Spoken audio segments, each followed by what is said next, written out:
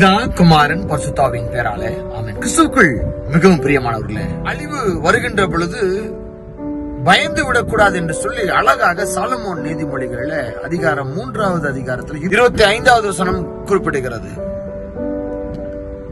25வது வசனத்துல துன்மார்க்கருக்கு, கெட்ட மனிதர்களுக்கு நடக்கக்கூடிய அந்த அழிவை நீ பார்க்கின்ற பொழுது நீ பயப்படாதே.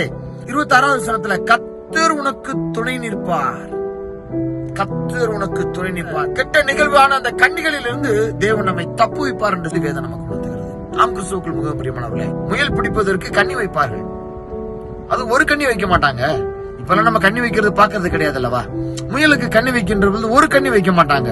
தொடர்ந்து 4-5 இடங்களில கண்டினியூட்டியா இருக்கும். அப்ப ஒண்ணுல தப்பிச்சா அடுத்ததுல, அடுத்ததுல தப்பிச்சா அடுத்ததுல, அடுத்ததுல தப்பிச்சா அடுத்ததுல மாற்றணும் என்று சொல்லி, அப்பேற்பட்ட கன்னிகளுக்கு தேவன் நமக்கு பக்கத்துணையாக நின்று நம்மை பாதுகாக்கின்ற தேவனாய் இருக்கிறார். சாத்தான் என்ன செய்வான்? ஒவ்வொரு வலையா நமக்கு விரிப்பான்.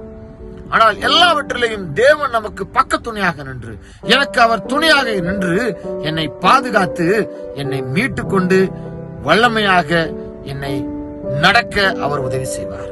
எல்லாரும் ஒரு ஆமென் சொல்லலாமா? ஆமென். ஆம், கிறிஸ்துவுக்குள் மிக பிரியமானவர்களே, அதனால நீங்க பயப்படாதீங்க, அஞ்சாதீர்கள். கர்த்தர் நம்மோடு கூட இருக்கிறார்.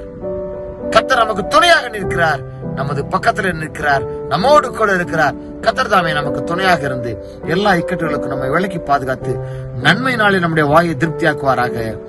ஆமென். God bless you.